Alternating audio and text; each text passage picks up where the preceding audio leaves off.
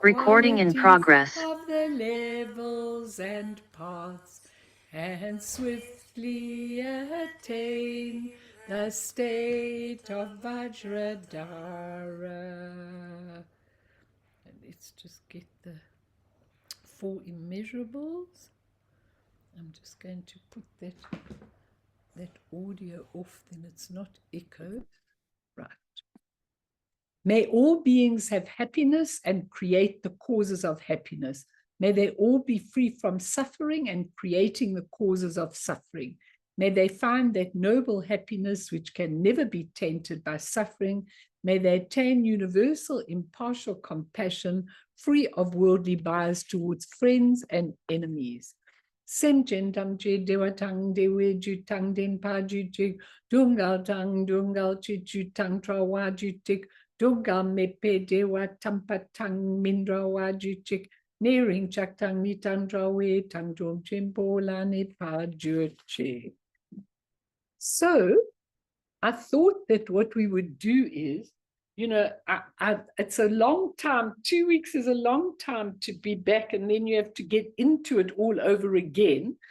But I really thought to myself, this teaching is too precious to rush it. But what I want to do is I want to do just another 2 sessions of this teaching, because I think it's really, really very important teaching, and I think I can't rush it out of the way in any way.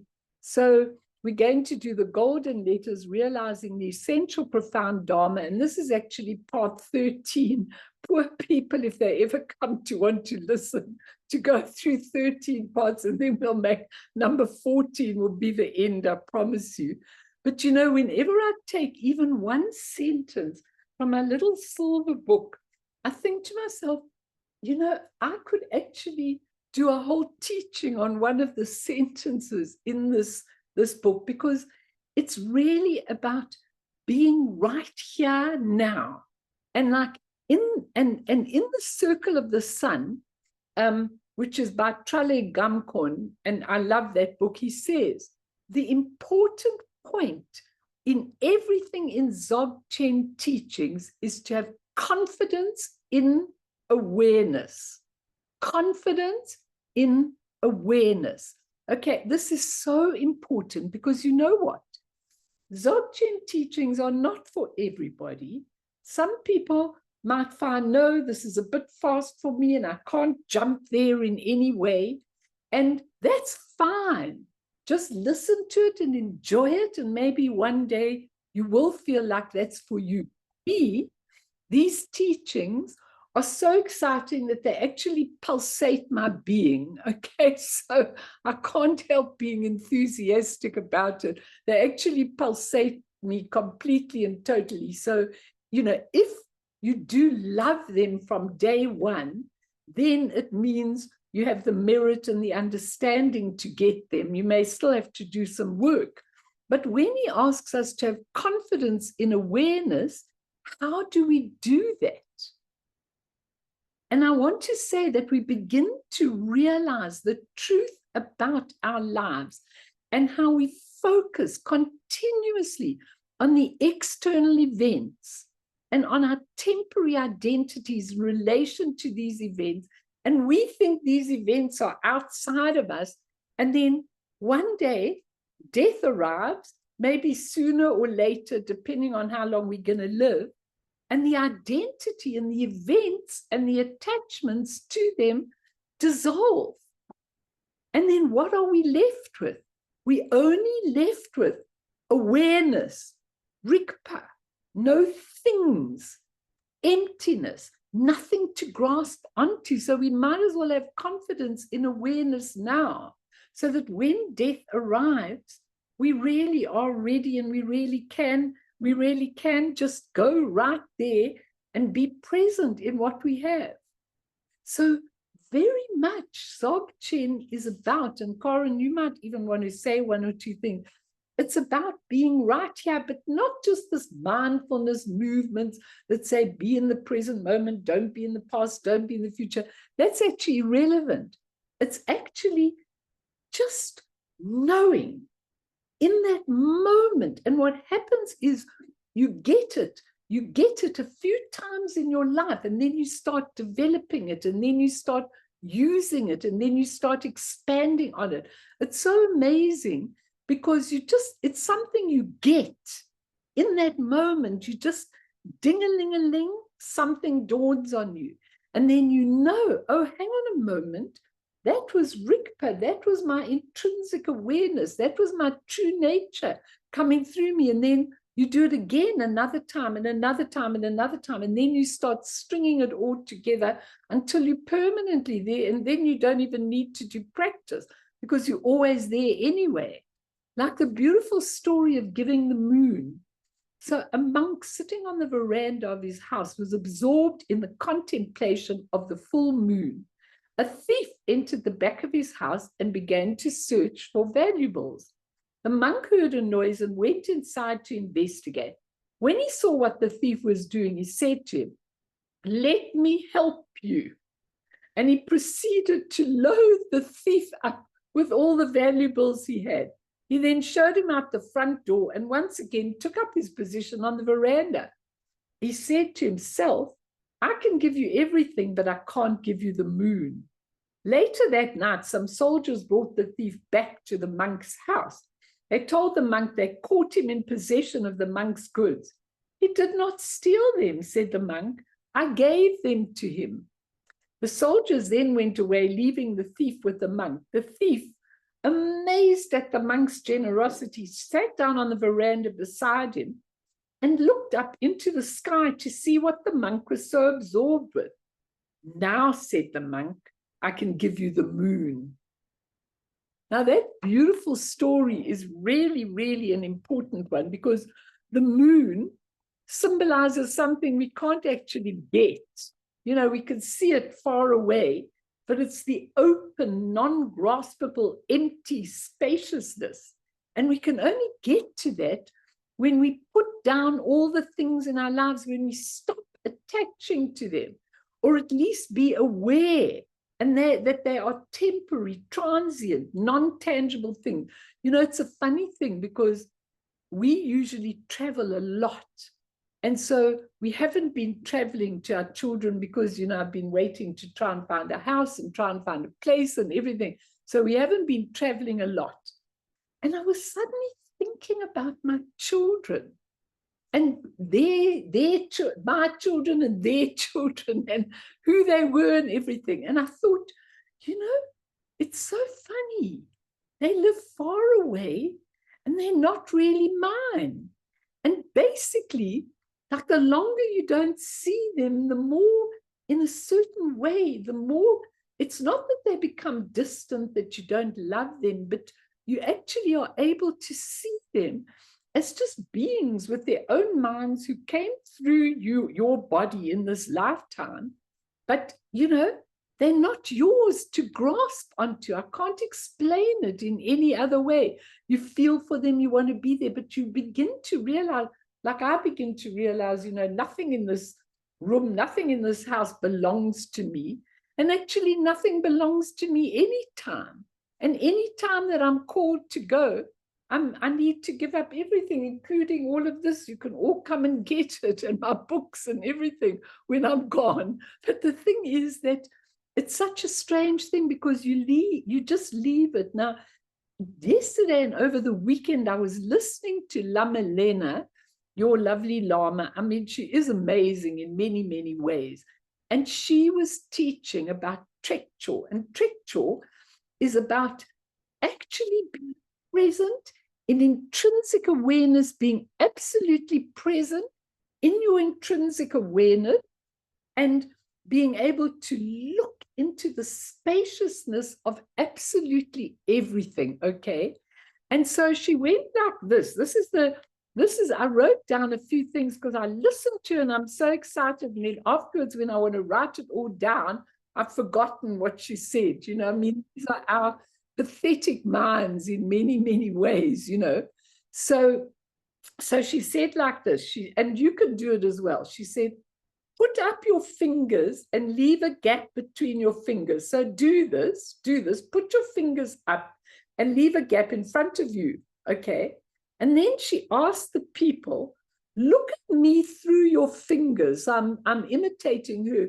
Look at me through your fingers. And she said to everybody, can you see me through your fingers? And they all said, yes, we can. She said, now don't look at me. Concentrate on the tips of your fingers. Don't concentrate on anything you can see through. Just concentrate on the tips of your fingers, okay? And then she said, why are you concentrating on the tip of your fingers? Can you see me? And they went, no, because they can only see the tip of their fingers, okay? So she said, that's fine. So she said, now with your thoughts, you can focus and grasp them. You can either take your thoughts and make them the fingertips.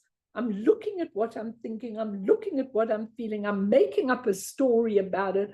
I'm concentrating on my feelings. Or you can look through them completely and you can see through them into space. Now, that doesn't mean they're not there. All your depressions, all your anxieties, all your stuff, they're there. But once you're not focused on attaching to them, you can see through them. I think it's such a wonderful example, don't you? Because you can then see through them. And she said, then into space, they're not obstacles. You don't see them as tangible like the tip of your fingers that you were just seeing. You see through them, you see through them, okay? And she said, thoughts are not the problem. Your thoughts and your feelings are not the problem.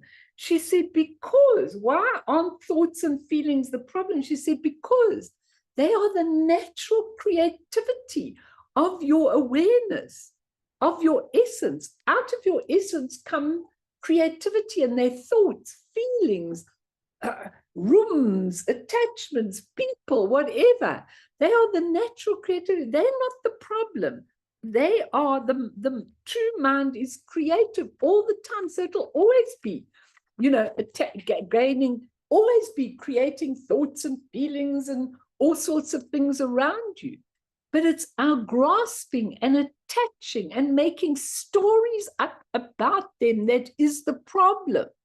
Now, say, for instance, you were having a hard time in a relationship, okay? So you're thinking, oh, I hate this relationship. It's driving me mad. And what does this person want out of me? Blah, blah, blah. Okay, you're thinking that's absolutely looking at the tip of your finger. You're looking at the thought.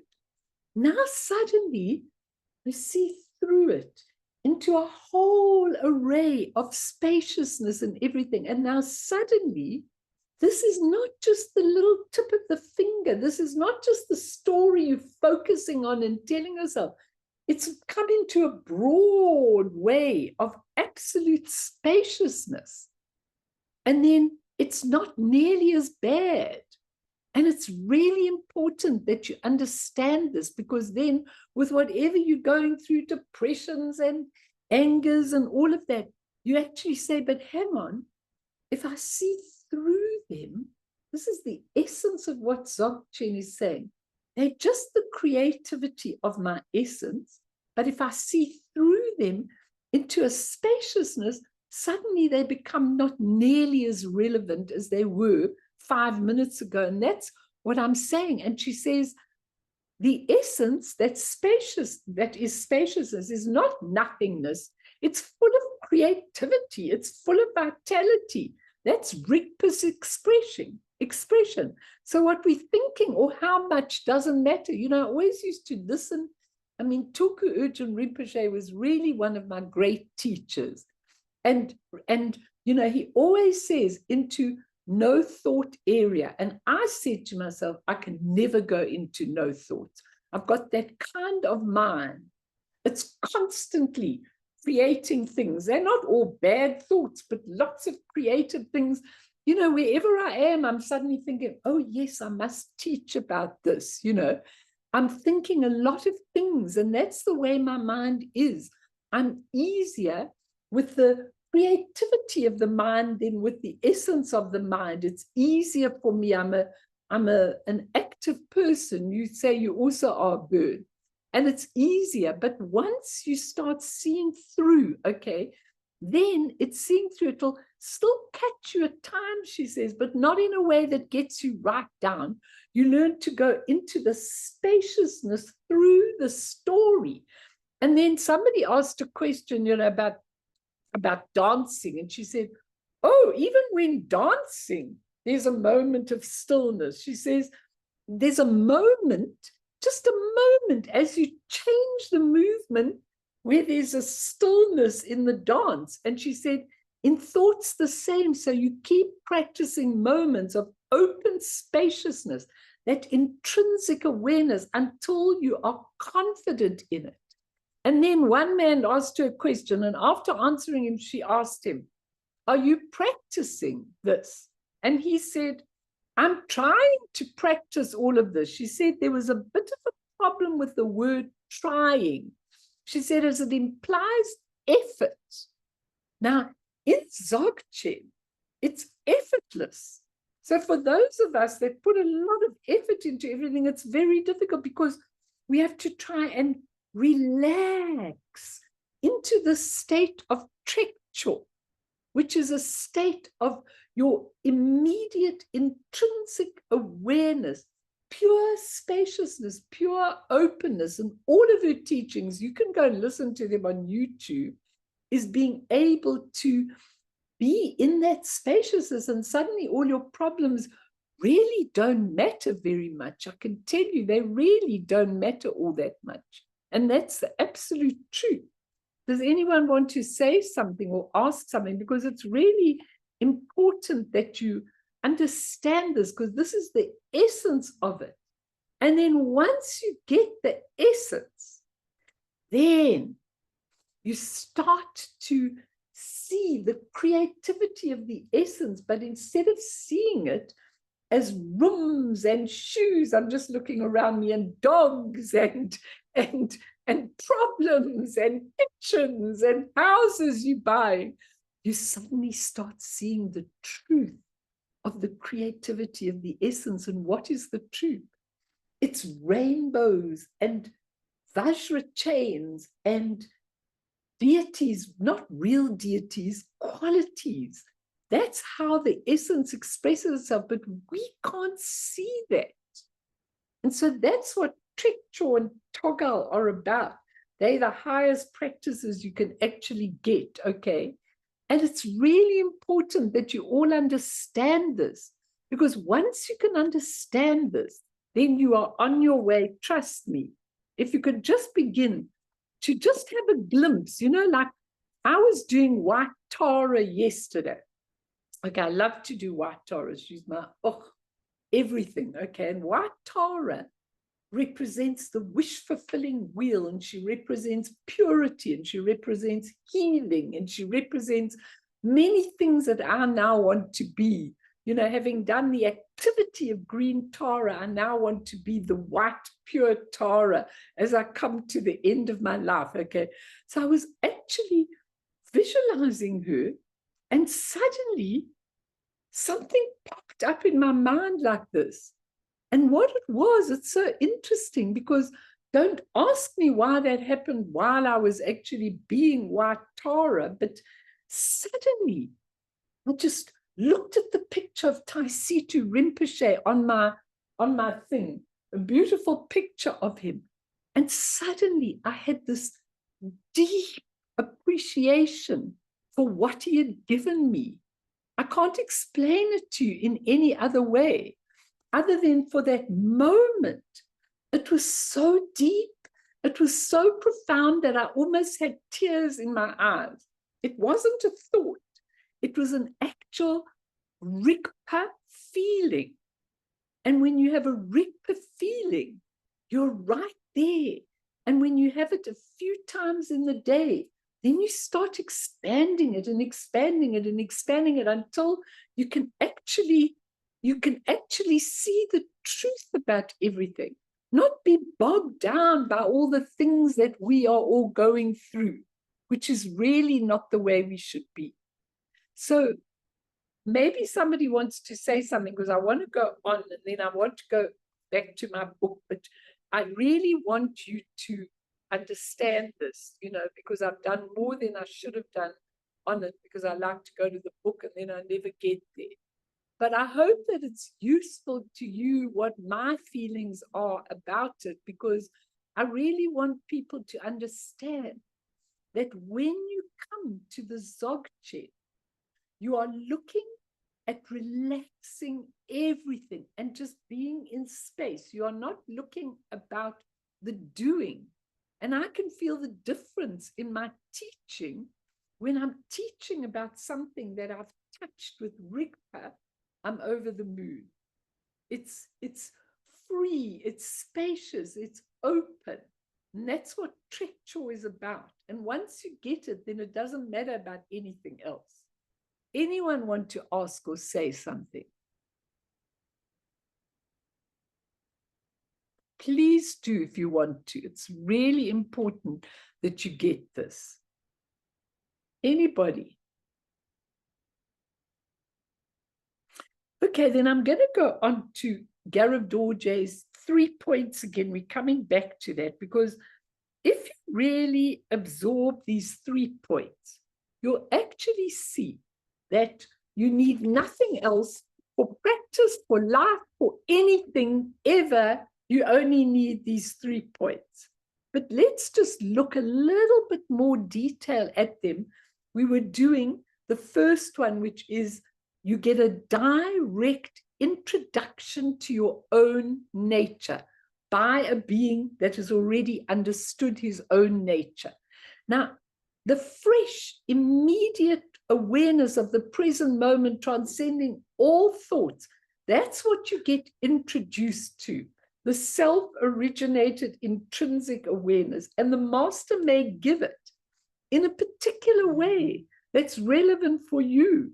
There may be a really amazing way that is relevant for you to get it. It may just be that the master's sitting there and suddenly he points to the moon.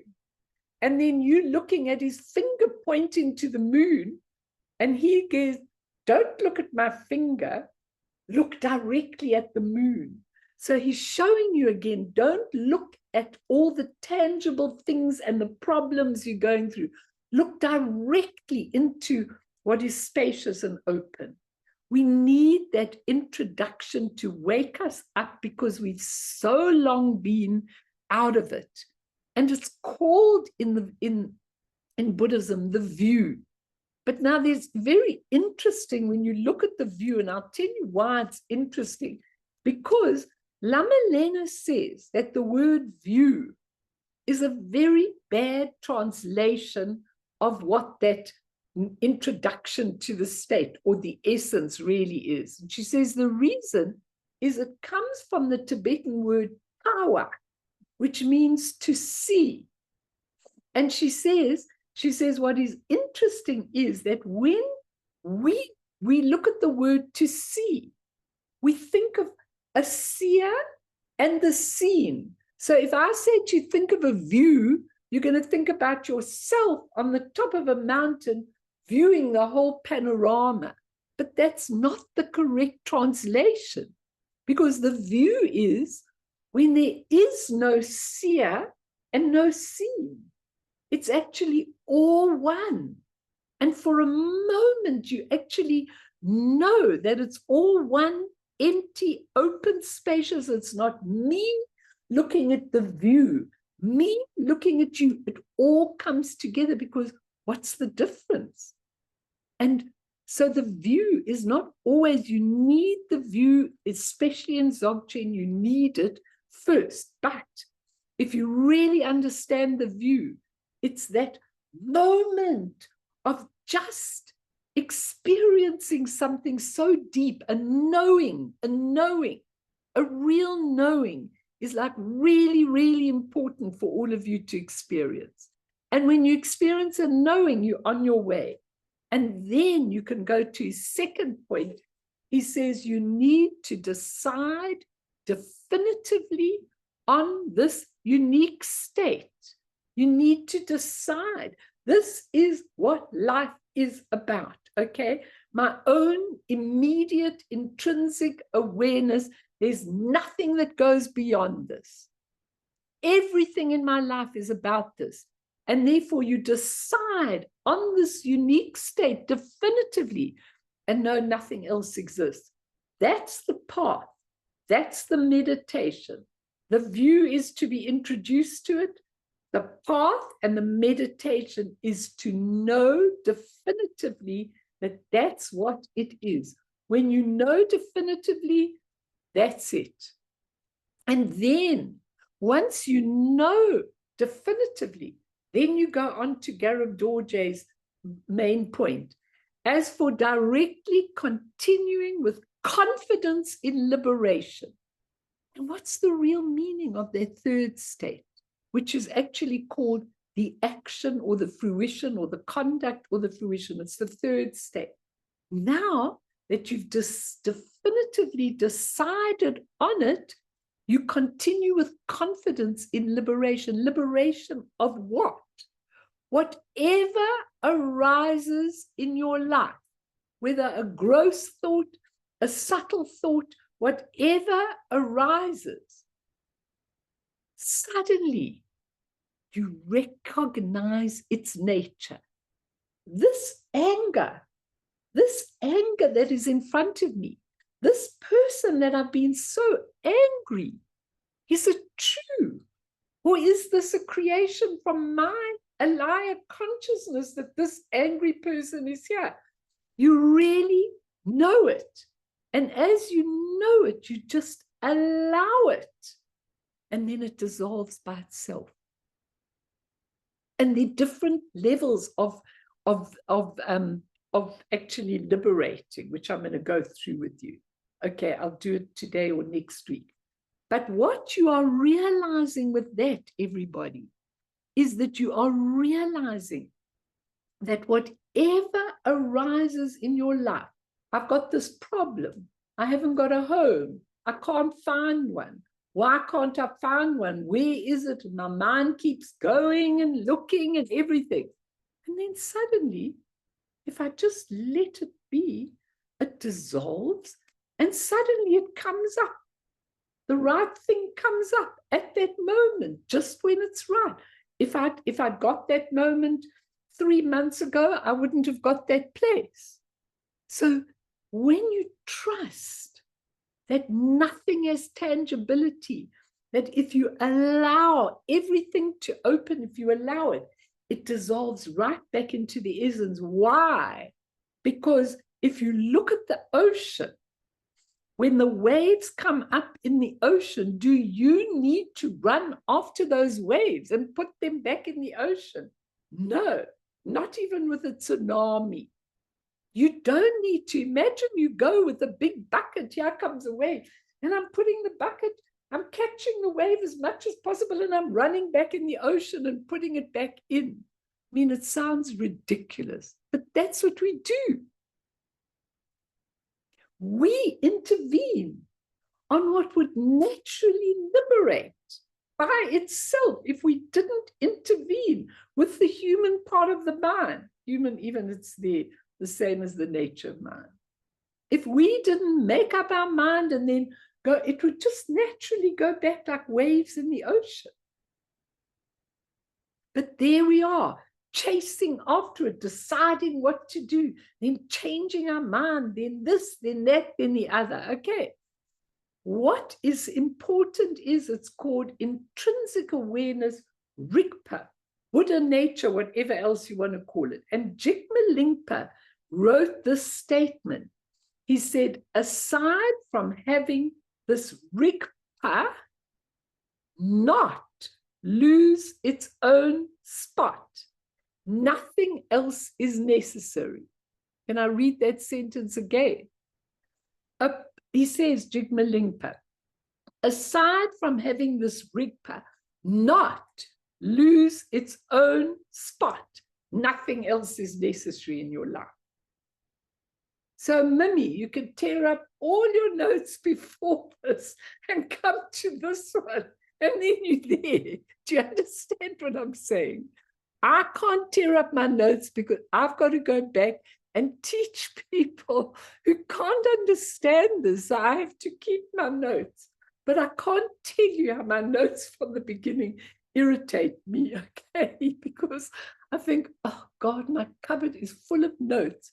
And, you know, when people see me who are real computer fundies, they say, why do you write your notes and underline with red pen and circle things and everything?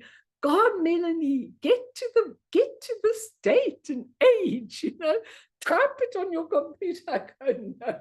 When it's on the computer, I can't. When it's in my writing with red things and squares and all of that, then I can see what I have to emphasize for you. Sorry. I just come out of another age, and I do request Guru Rinpoche to put me home to the copper-colored mountain and then put me in, and please give me technology when I come back in so that I'm brilliant at it, okay? Not what I battle with everything, you know. Why don't you do this? Why don't you do that?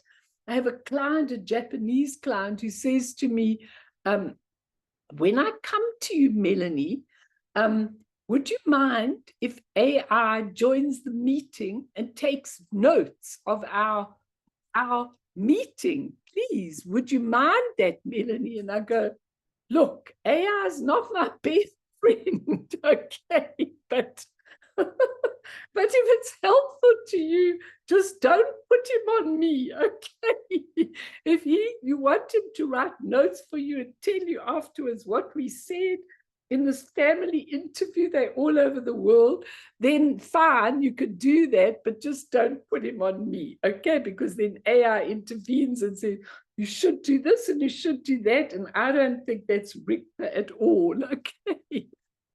So, I mean, I'm just telling you all this. Does it ring a bell with you, Luce? Does it ring a bell with you, what I'm saying? And you, Bern, and you, Mimi, and you, Tati, and David, and Betty's just come, and Karen, you know, and Gail, Jade, come on, all of you. Does it ring a bell? Molly, Lynn, all of you. Because if you can understand this, Iga, if you can understand this, then you can whoops through the golden letters very easily, because Garab Dorje is not giving this. You know, when you hear a leader when you hear him giving a dissertation, you hear all the garbage and everything that comes through with it. But when Garab Dorje gave this to Manjushra Mitra, when he gave it over to him, at that moment, Manjushra Mitra was liberated completely and totally, because by receiving this, he knew, oh my goodness, this is all I need in my life. That's what these three statements are. What were you going to say, David? I love it when you got your camera on, yeah? I found a description by James Lowe on this teaching very useful. It's one of these videos is called Ground Path and Result, Zokshin. It was uploaded about 4 or 5 years ago. It's over 5 hours long. Anyway, what he says is that I find very instructive is that the story we have of me, the compounded me, my history, my personal history, my past, my future, all the things going on in my life, that is one thing, but the I is the awareness and the mirror, whereas the me is the thing we get caught up in, as opposed to the pure awareness, which is I. And I found that very useful. Very nice, yeah. So in other words, if you're not looking at the I as I, me, myself, you know, as a tangible thing, then you say, like, I want to have confidence in liberation. I want to have definitively decide on this point. Yeah, that's a good point, I think. Very good point. You know, very useful for us. I mean, it's so beautiful when you actually get to know this, because you walk around life with all the rubbish and all the things that are pointed to us, and you just have a different view. You just know. that I'm here for a particular reason, and this is what I am doing. And Bets, you came late, so go back and have a look at some of that in the beginning, okay? If you missed that. It's really important because I want you to understand this and to understand how this is the most amazing teaching. And that when we were looking at the mirror of the mind, and how whatever we've got in our life is a reflection. That's just what I've been telling you now. And do we concentrate on the reflections, or do we concentrate on the mirror that makes the mind? I was talking to someone over the weekend who was leaving the place we were at and said, I don't like it. I don't want this. This is not what I want, blah, blah, blah, blah, blah, blah. And I said, you know what? You're not getting it. You're really not getting what's happening here. You've created this whole story around where you're going and everything, and it's going to trip you up because you've made it so tangible. Just always remember the story of the looking through the hands, and then you get a good idea. Karen, do you want to say anything before I carry on? Because I know you've always got lovely things from your Lamelena, and I love her. I listen to her all the time, and I listen to all her stuff. I think it's very interesting, you know, because she calls it as it is, but she really knows what's going on a lot. You've basically said it, Mel. What she always says, thoughts always were there, thoughts always will be there. Right. So it's our creation, and we tell ourselves stories.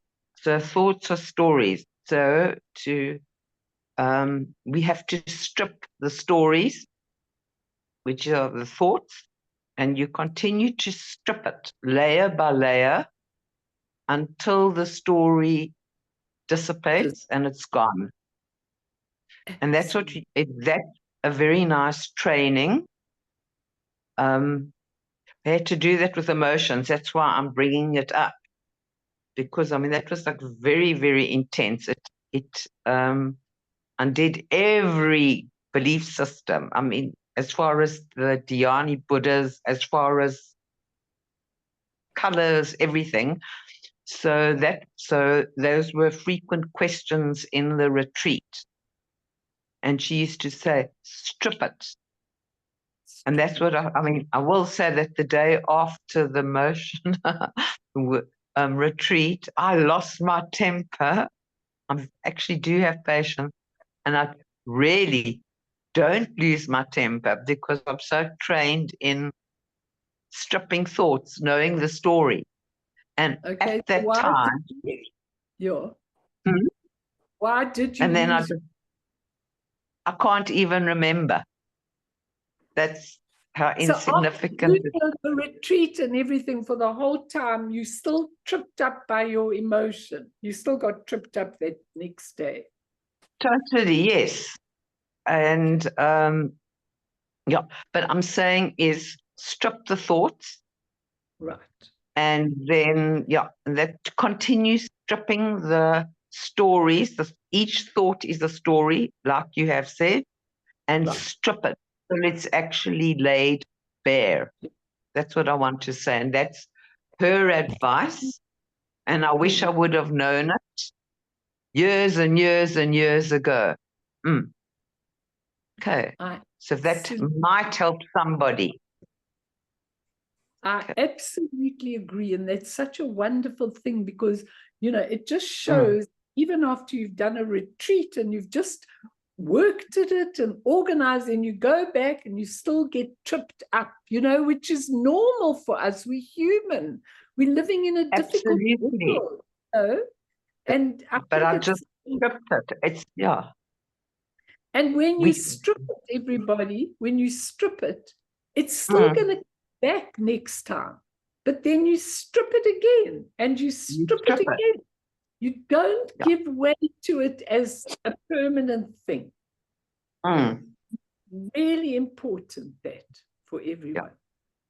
So we That's tell it. ourselves stories like me, I'm not going to find a place. You know, it's just, there's no place. There is pressure for me to move. And I just say, okay, I can't go into their stories. This is my story. And I strip it, and it's gone. Okay, that might help somebody, somewhere. Of Okay. course it does. That's why I like to hear your voices. I don't care. It's wonderful. Gail, you wanted to say something. Yes, I did want to say something. I've been finding what's really been helping me is every time I get a poison coming up, aggravation or irritation, I have been embracing it and talking to it gently and letting it dissolve. And it's working like Brilliant. nothing has ever worked before. Brilliant. And do So it. And state it for everyone. If that'll help anyone, but it really is just so easy to do. And the other thing I wanted to say, I was watching a YouTube on a Buddhist nun who is in the medical profession. She was a nurse, and she works in hospices with dying people. And she said it's taught her so much. And one thing she's been able to help people with is let them know that their brain is not their mind, and their mind lives on. And Good. it gives people such peace. Of course it does. And you know what? You know how people can really put that. I'm coming to you, Mimi. How people can really put that is.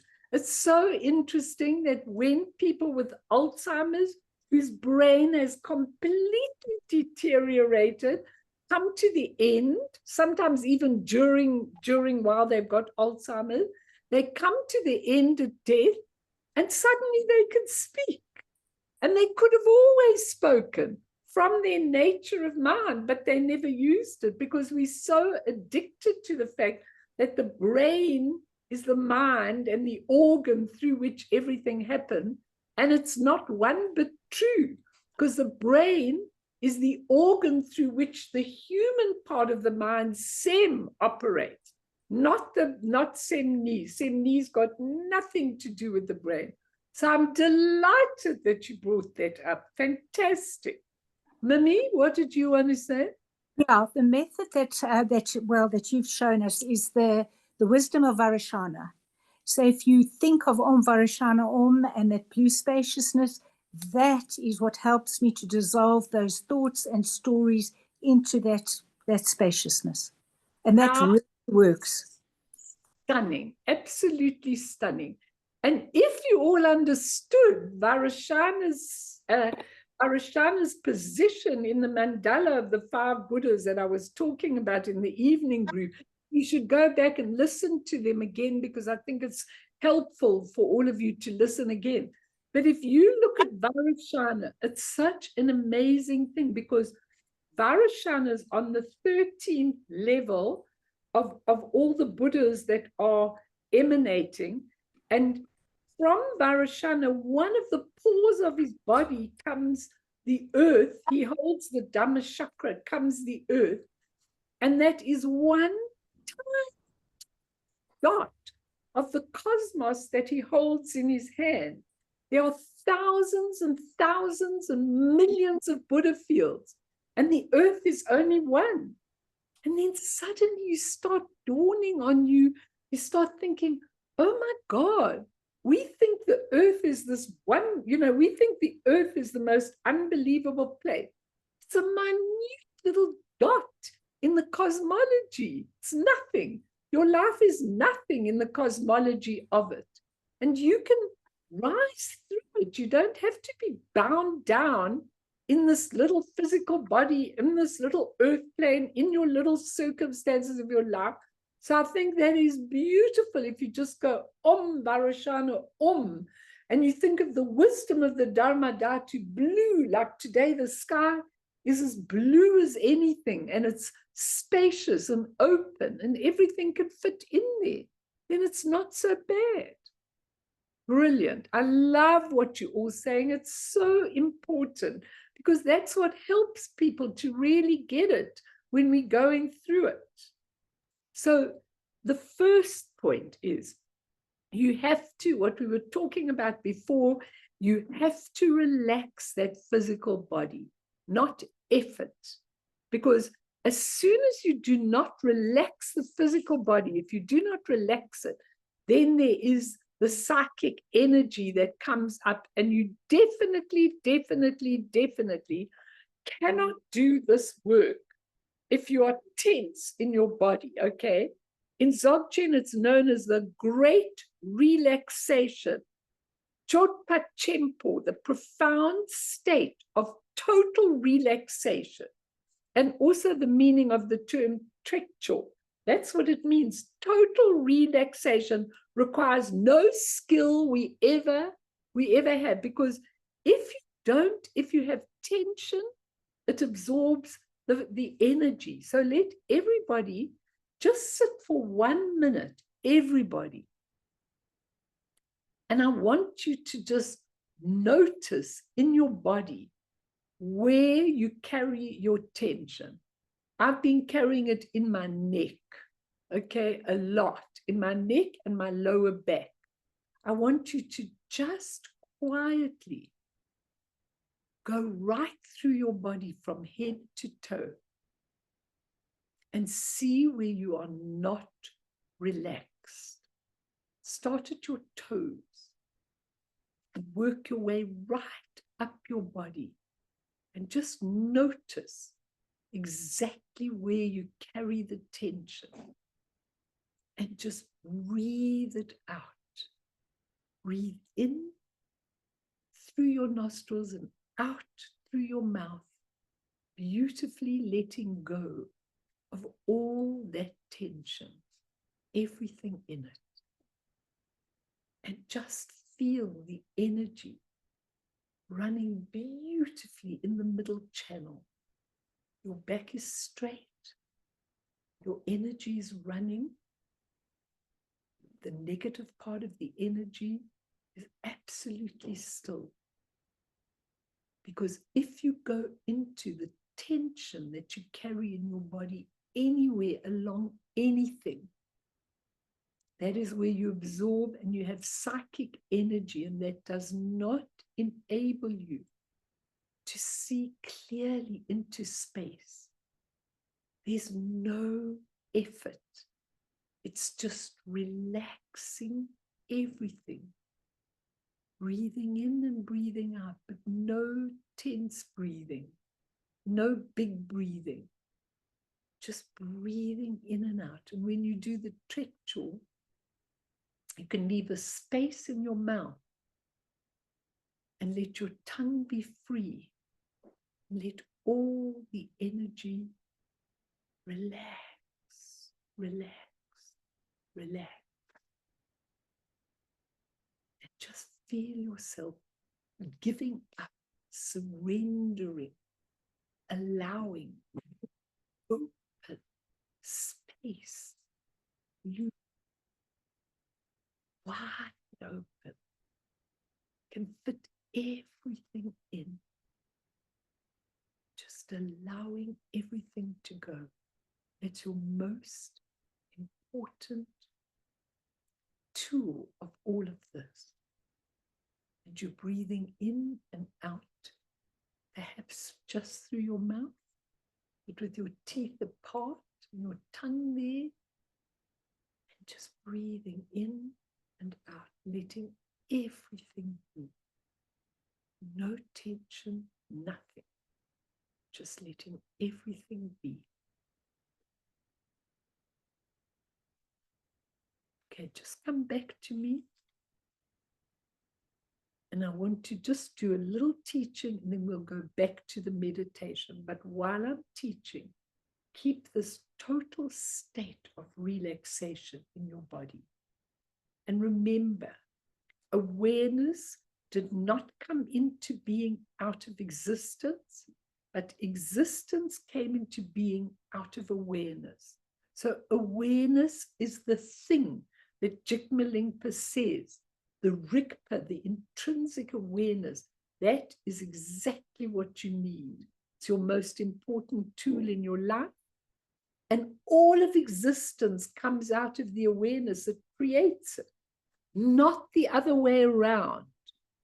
So when you're in the existence, your life, your body, your friends, your family, your everything, your rooms, your whatever, that came into being because of awareness, not the other way around. And that makes a big difference, because if it came out of awareness, it will go back into awareness if you don't intervene. And so when we look at that second point, that was where we were up to last time, okay? It's really important for you always to remember that the Trikaya, the Dharmakaya, the Sambhogakaya, and the Nirmanakaya, if we look at them in a different way, it's essence, nor war. Its essence is emptiness or Dharmakaya, and the essence has the nature. The nature is awareness, it's clarity, it's spontaneous luminosity. That's the nature of the essence. The second part, that's the essence, that's its nature. And then the energy flows out of it, uninterrupted, unobstructed, all pervasive throughout existence. And it's the inseparability of the emptiness and the luminosity, or the Dharmakaya and the Sambhogakaya, and there's your Nirmanakaya. It's really important, because if you look at those three, the Nirmanakaya manifests in time and history on a material, etheric, astral, and mental plane of conditioned existence. Everything happens because of this, because of that, because of this, because conditioned existence. And therefore, the manifestation of that Nirmanakaya is uncertain. Then it may manifest at various times, at various places. There's nothing certain, because it's the energy flowing out of the other two bodies. So it could manifest anywhere at any time. In the golden letters, Patrul Rinpoche puts this so clearly, and he says, but the Sambhogakaya, that's the Nirmanakaya, but the Sambhogakaya manifests in eternity, beyond time and history, at the center and the summit of existence, called Akanishka. Now, when you're reading about the Sambhogakaya levels, and I'm going to teach Vajrasattva and the Sambhogakaya level of going on that path to the Sambhogakaya, but when you understand that Akanishta, it's a level you have to have the merit to attain to that level. And then in the Nirmanakaya, it's all uncertain. But in the Sambhogakaya, it has the 5 certainties that are transcendent. Don't you want to live in 5 certainties? The beautiful place, no time, the beautiful teacher, the audience that can understand the teacher, and the beautiful teachings. It dwells solely in the timeless moment of eternity. Those Sambhogakaya levels only manifest a supreme teacher, could be Vajrasattva or all the Buddhas that we've talked about. They expound the highest, most esoteric teachings of Mahayana and Vajrayana to an exalted celestial audience of great bodhisattvas. They have to be a really high level, 7th to 9th bhumis of bodhisattva level, to be able to get to that Sambhogakaya. Now think of it. Think of this. If you are dying and you're in that second bardo, and you see these Sambhogakaya figures coming towards you of the peaceful deities, if you say, I know this is a part of me, this is where I belong, this is it, you're free into that level. It's not that you had to go and do a million things to get to that level. Once you have awareness, you're free and through.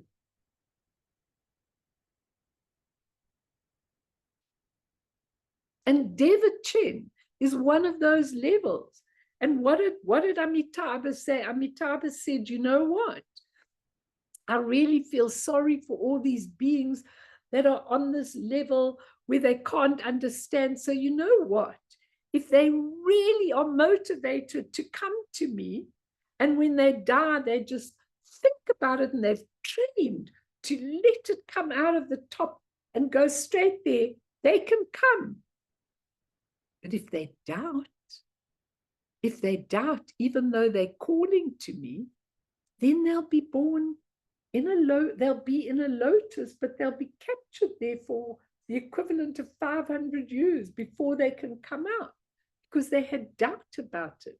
But if you've got certainty and surety, you can sure go there, because Amitabha made that disposition for us to go.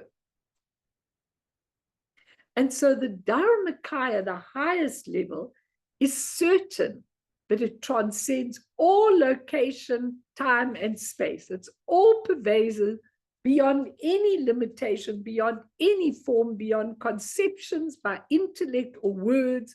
The proper description is profound silence. No words. You don't need words. You haven't got a brain, as Gail was saying. There's no brain. You don't need words. You don't need concepts. You don't need anything. And in that beautiful level, the beautiful Samantabhadra, whatever you want to call him, whatever you want to call that Buddha, teaches just by symbol. And all these beings understand it completely. And it's a profound silence with complete understanding and awareness. Now, in all the other, going from the sutra, going up, Hinayana, Mahayana, and so on, the Dharmakaya is the fruit, the Sambhogakaya is the fruit, but in Dzogchen, they're all present all at once. So the base or the essence is the Trikaya, the path is the Trikaya, the fruit is the Trikaya. You don't have to go anywhere at all. You've already arrived at the goal before starting on the path. And although it's a single base, there are two paths, either the path of delusion or the path of liberation. And there's two fruits. Either you become an ordinary, deluded, sentient being, or you become an enlightened being, an enlightened Buddha, an awakened one. Up to you. Maybe some of you don't mind. Maybe you like living here and you like to come back about another 1,000,000 times, and do it all over again. Not me, please. Even when Taisitu said to me, when I asked him, Rinpoche, can you help me get the rainbow body?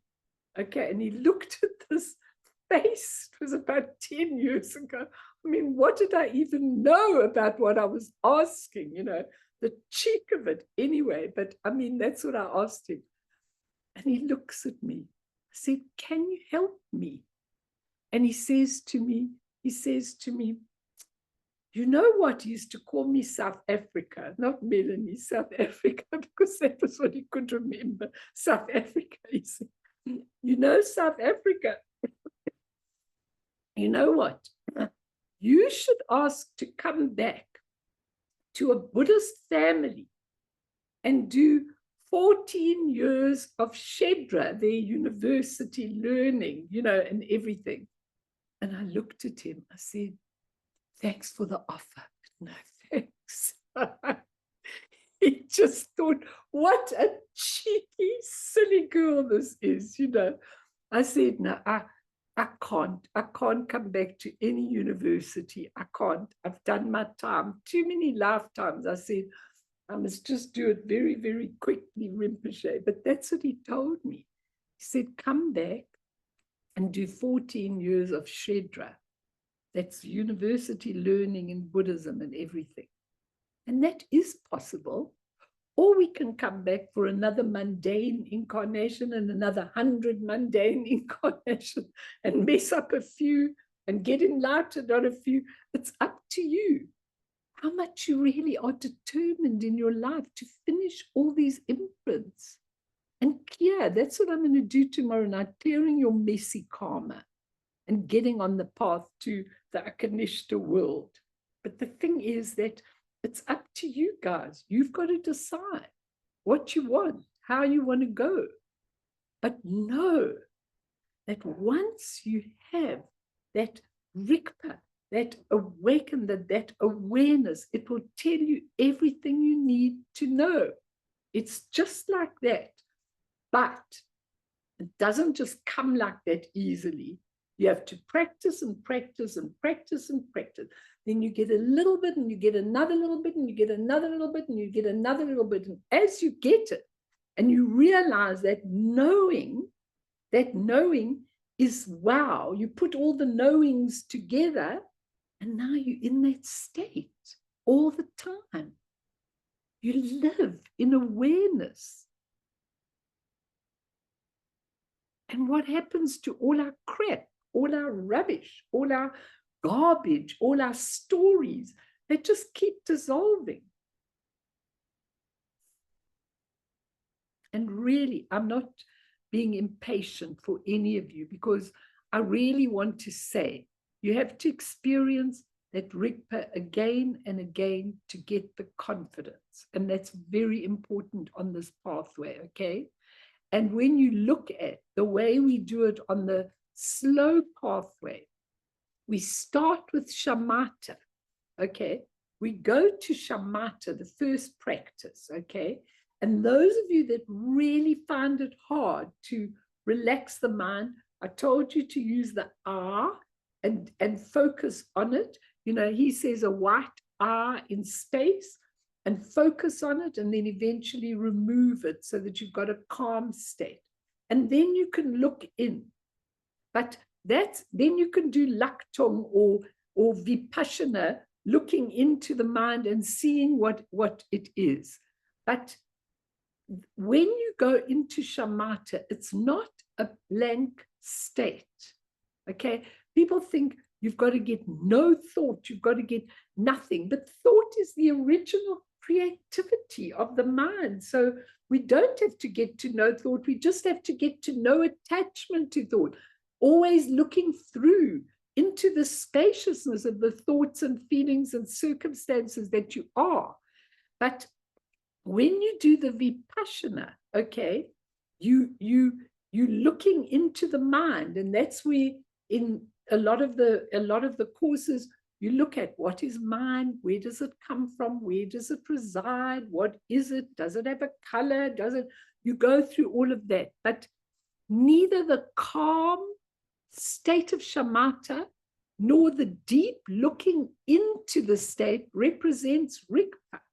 Rigpa can be discovered in any of these, whether your mind's calm or whether your mind's disruptive. There is that awareness. It's always there. And Rigpa is not the experience itself, but the awareness of whatever you are experiencing, the immediate awareness.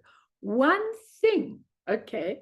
And we need to discover that one thing everywhere and live in the nature of the mirror, not the reflections. Is that clear to everybody? Because it's not, you know, when you understand in Dzogchen, it doesn't really matter whether you've got your calm mind or you're looking, you've made shamatha and now you're looking in with Vipassana, because Rigpa is in both. It's how you know what these experiences, it's the awareness of whatever you are experiencing. If you can get that, it's really, really, really amazing, okay? And then in Dzogchen, the three bardos in death and rebirth, the first, the bardo of dying, which we go to, the Chikai, then the bardo of reality, where we see all the Buddhas, the 100 deities, And then the Bardo of existence, that's called Choni, and the Bardo of existence called Sipai. Okay, now what he explains, Patrul Rinpoche, in the second point, he says, the mother clear light, that's the pure clear light, the mother clear light manifests right at the beginning of the second bardo, before you have the vision of the deity. So when you die, if you can see the clear light, that's the mother clear light. And then the child clear light should automatically go to the mother, but that's really difficult and you have to be really trained. But when you come to the second bardo, that's where the manifestations start coming to you in beautiful lights and beautiful colors and beautiful sound and, you know, everything absolutely dynamic, which is really scared for people to go to. But he says the bardo of dying corresponds to the momentary manifestation of the clear light before the onset of the dream state. Now we're talking about you die. And when you die, that mother clear light, if you've been practicing it in Trekchor, you can see that mother clear light the minute you die. But most people are not focusing on that. They're focusing on all the people around them, or the people trying to resuscitate them, or the family going, Ma, don't go, you can't go. They're focusing on not on the clear light. Okay. So they're busy focusing. People want them to come back or not to die or whatever the case is. That's why we try and take people away from the bed, those that are hysterical, those that can sit there quietly and help the person to go to the clear light. That's beautiful. But if you've got that kind of family that is holding on to you, or you are holding on to that family, I mean, you can't see. You're busy seeing only the manifestation and not the true Rigpa, the true awareness, okay? And he says what happens is that the dream state corresponds to the bardo of existence. And unless we practice this contemplation, where the manifestation and the internal meet one another, that's what contemplation is, and that's what we're going to do now. But if you have not practiced this, it's so swift, there's no recognition. You can't see it. There's no possibility of liberating into the Dharmakaya, of meeting of the mother-child light and of the mother and the son-child light, okay? There's no chance of this happening. So what we're doing is we're training ourselves in this so that we know that whatever experiences we have even after we die, or the experiences we have in this life, are just temporary, transient manifestation, expressions of the essence. And we don't take them as tangible and permanent. We don't take them. We unify them like the waves going back into the ocean. And then we are free to experience. So when you come to that second bardo, when all those deities come in front of you, you know them, you understand them, you recognize them, you go straight to them. That's on Sambhukakaya level. And if not, then into the third bardo, where you see all the things you've created in your life. And that's not easy either, because a lot of people see all the negativity that they've created and they're scared. And all they want to do is rush into another incarnation so they don't have to watch it. And then into the next incarnation and yet another incarnation with all the stuff that we are doing it. And Patrul Rinpoche keeps saying, say, hey, when you're caught in it, say, hey, which releases you from the tangibility of all of the things in front of you. And go to who you really, really are. And he says you must continue directly penetrating awareness without any distractions. He He says, because it's present with you all the time through your life, through your death, through everything. And if you remain in that state of contemplation, then you can definitively decide on this, which is Garab Dorje's second point. You become fully awake and you start living in the mirror, not the reflections. The reflections will come back into the mirror. The expressions will come back in. It's really, really important. It's called the dance of awareness, awareness of one's true will. So can we try and go back and do the contemplation? And you need to practice it all the time. You really need to practice it. So let's go back and do that. Mel?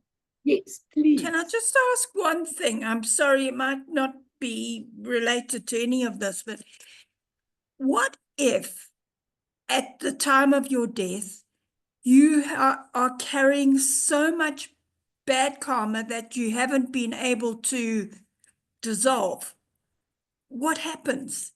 Okay, it's such an important question, what you say, because that's what, just remember something very important, that people, when they've got a lot of bad karma and they want to resolve it in any way, or they don't want to live like this anymore, they just have to think, I want to resolve some of this stuff, not once you're in the Bardo, because it's too late to resolve all your stuff when you're in the Bardo. But if in this life, you've got a person sitting in front of you, as I have many, many people coming to me, and I really, really look at them, and I say to many of these people, you know what? If you insist on going on with this, without looking at the truth, and sometimes I say to myself, maybe I'm being too harsh on people, because I'm asking people to really look at the truth of the karmic imprints they've created, instead of spending their whole life saying, look at the parents I had, and look at the husband I had, and look at the this I had, and look at the children, and look at my problem, and I don't have any money, and I don't have. Then I go, maybe sometimes I'm harsh. I go, wake up and start to understand that all of this is your creation. Okay? And let's start cleaning it up and clearing it up. Because once you die, you can't. It's just overwhelming. And then people want to go to another incarnation and it comes back. So the point is, once you have even that much awareness and you see, this is repetitive in my life, this is repetitive, I'm going to teach it tomorrow night, this is repetitive in my life, this is repetitive. Once you have that, then it's time to say, what can I do about it? The minute you ask that question, the universe is waiting for you. You might meet somebody in the supermarket that says, and you say something to them, and they say, oh, you should try this, or you should go and see this person, or you should go and see that person, or why don't you do this or that or the other? And that's the universe talking to you and saying, allow that and resolve this situation that is self-created, okay? And so anybody who goes into the Bardo with a multitude of delusions and a multitude of negativity, they haven't got a hope in hell. They just haven't got a hope in hell because it's too late.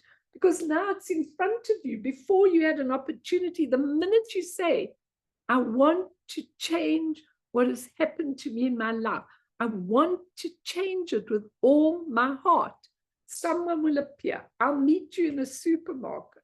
They'll meet one of you in a supermarket. You'll get talking, you'll be in a queue, and you'll be there. I mean, my little one there from the UK, she was just heard the word copper-colored mountain, and then she went to Google copper-colored mountain. Now, how I got there, I don't know, because I think my things are very private for the few people that are doing it. But she found it, and then she found me. Now she says to me, you my blessing, she calls me, and I go, no, the blessing is there. I just happened to be there because you called out for that blessing, okay? The thing is that if you just ask, if you ask the universe to help you, it will be there. Maybe not in the form you expect, but it will always be there. Because, Gail, we can't afford to leave these repetitive karmic imprints until after death. And there's some people that are as stubborn as a mule. Do you know what I mean? They just won't. Sometimes I say to people, why don't you look at this? Why don't you look at that? Ugh, no, I can't be bothered. Okay, they'll just moan about being a victim. It's so important because if you can recognize, know your true nature when you come to death, then you're free. And if you can use Rigpa as a principle, you know, he says here, even while in the state of contemplation, the siddha, that's someone who recognizes, has the capacity to move, to speak, to think, to reason, to do whatever is necessary. But unlike ordinary sentient beings, the siddha does so with total awareness. He isn't blissed out or spaced out, barely aware of his surroundings. Nevertheless, these activities of thinking and speaking are only reflections in the mirror. The center of the balance of a siddha, no matter in what direction he moves, is Rigpa. Therefore, that person is called a Vidyadhara or a Riksing. That means one who holds to immediate awareness. The ordinary person lives off balance. They never in balance. Even if they're getting tortured, whatever they do, they always have that awareness. This is something that's cleansing my karma. This is something that's doing this. This is something that is teaching me that. I have total awareness. That's what I'm trying to get you. That's what Garab Dorje left. Let's just do a quick meditation, everybody, a quick contemplation, okay? Just sit in your beautiful posture. I won't switch on the thing. I'll just leave it.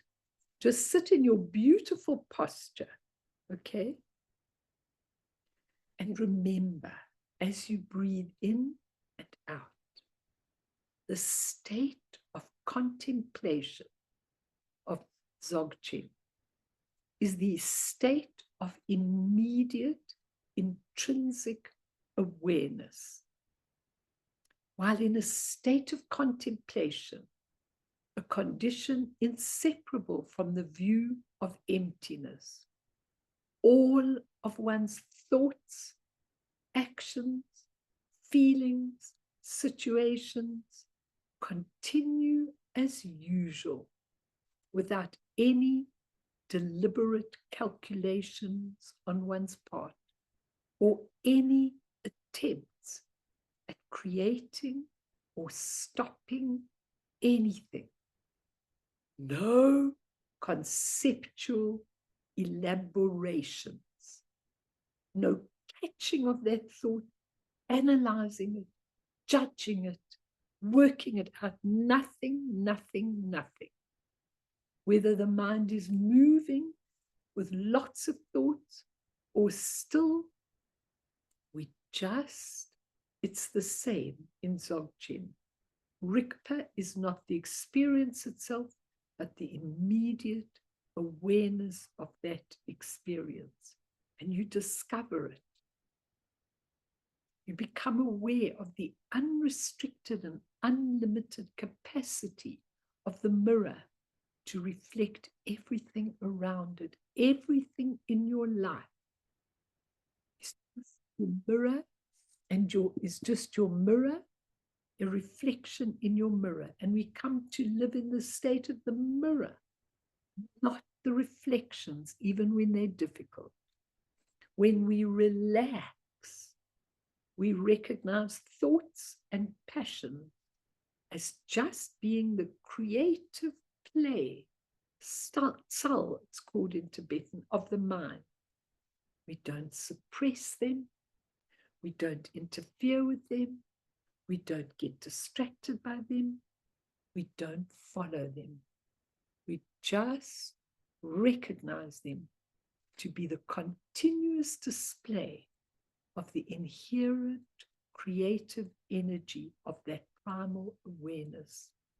That is the state of contemplation. Allowing everybody, it's like the Rigpa is a panacea that cures all your ills. And in contemplation, internal awareness and external appearance encounter each other and become integrated. One thing, no duality, no separation. Whatever's going on outside, whatever you're feeling, is integrated with your inner being. They're integrated. When they aren't understood, they arise by way of duality. It's me thinking something, not me experiencing it. So for 1 minute before you run off, I want you to ponder all the things that are going on in your life and going on in your head, and going on in your jobs and going on in your families and going on everywhere. And you want your beautiful awareness, internal, to encounter these and absorb them. Just let them be, just like the waves in the ocean. They just go back to their essence. They came from the essence.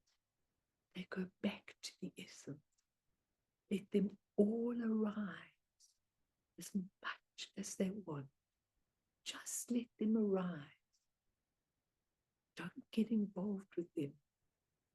And let them dissolve.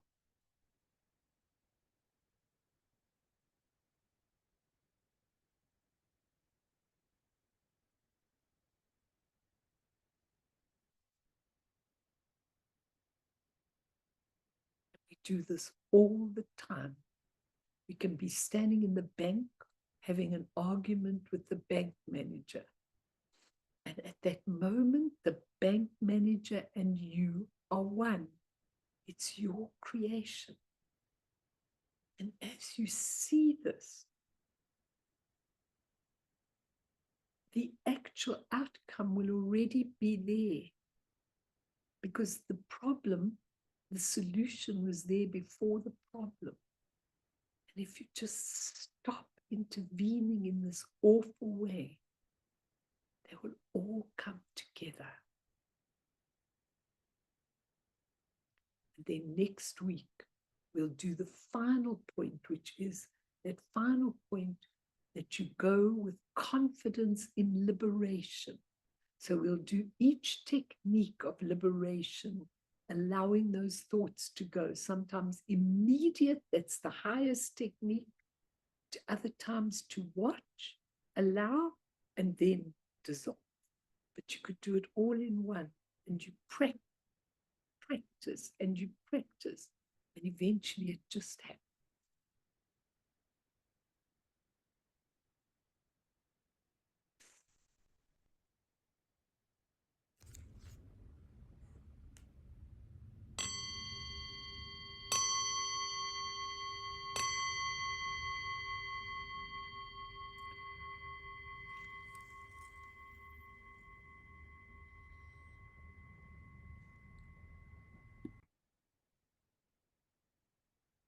So let's dedicate, and I really will answer any question.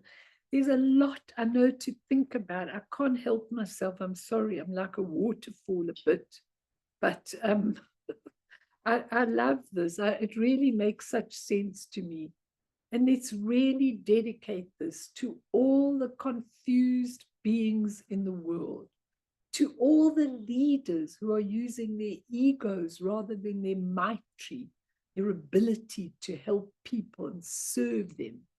And just let's really use this dedicated to all sentient beings who are having a terrible, terrible time. And for the leaders who are creating such havoc in the world may they awaken, may they know, or may they not be able to do this and then have to come back and put it all together again. Through this merit, may all beings attain omniscience, may all obscurations fall away from the stormy waves of birth, old age, sickness, and death. From the ocean of samsara, may all beings be freed.